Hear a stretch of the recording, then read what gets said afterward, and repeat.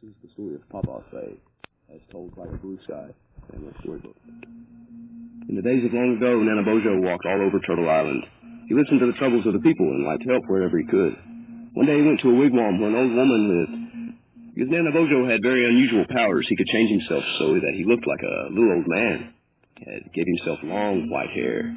He was weak and old, of course, and the little lady, she didn't recognize him.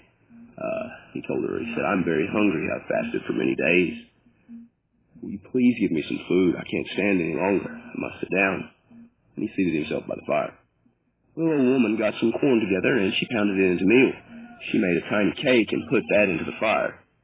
"You can have this little cake if you'd like, and if you'll be willing to wait until it bakes."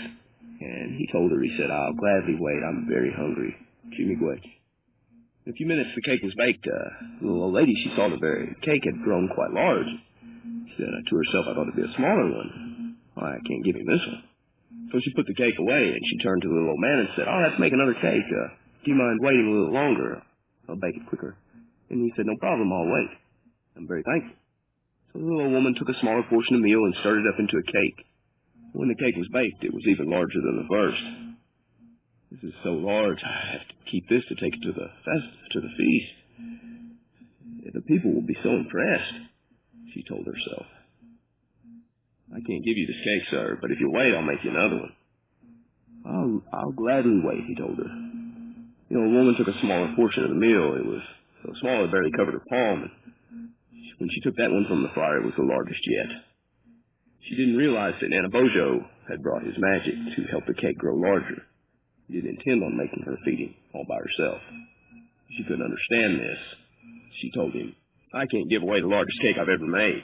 You'll have to go out to the forest, find your food in the bark of the trees." Navarre was angry by the old woman's words. He rose to his feet. He said, "An old woman should be good and kind, but you're cruel, selfish, greedy. From now on, you must go out into the forest and hunt for your food in the trees." And then Navarre, he stamped his foot, snapped his fingers, and the old woman grew smaller and smaller still. Finally, she looked like a little bird.